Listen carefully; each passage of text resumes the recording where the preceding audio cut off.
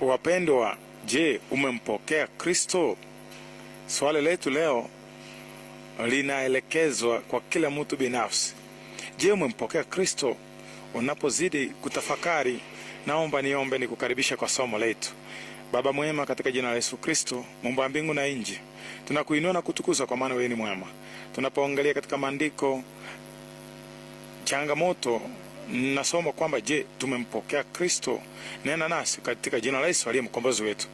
Wapendwa, ningependa niwakumbushe leo ninaponena nanyi kwamba watu wengi katika nchi ya sasa ama muda tunaoishi, hata kizazi hiki, wanadai kwamba wamempokea Kristo. Lakini je, wewe ukiuliza kama nafsi, umempokea?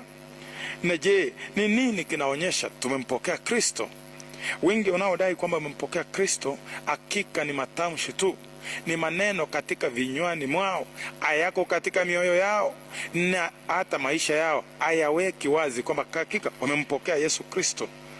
Yaani, ndio maana wakati Paulo akiandikia Timotheo kwamba nyakati za mwisho wengi watakuwa na hali ya utauwa, lakini wakikana nguvu za Ukristo. Kwa hivyo hiyo ndio shida tuko nayo wakati kama huu. Kwa hivyo basi, tujuaje kama mtu amempokea Kristo?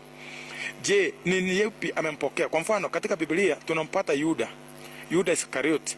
Alikuwa mwanafunzi wa Yesu, kwa anatembea naye, hata alitumwa kwenda kuhudumia wengine, lakini hakika hakuwa amempokea Yesu katika maisha yake kabisa.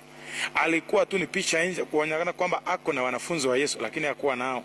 Yeye hakuwa, kwa maana mwisho kuonyesha kwamba hakuwa naye, alimsaliti. Kwa maana alichokuwa nacho mawazoni mwake, alichokuwa anadhamiria kukipata, alipoona kifikii, kwa maana alikuwa anatamani cheo, hata apate pesa, ndio maana akamsaliti Yesu. Kwa hivyo ndio maana swali linakuja, je, ni nini inaonyesha mtu amempokea Kristo?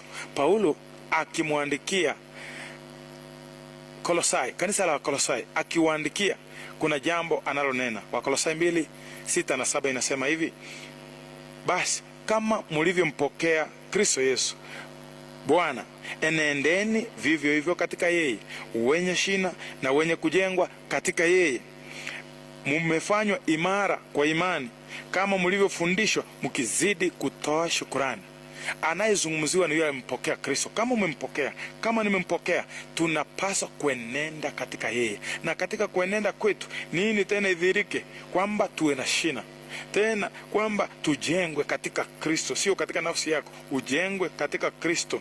Na kwamba unapojengwa uwe imara, uthibitike, uwe imara kabisa katika nini? Imani. Na kumbuka, imani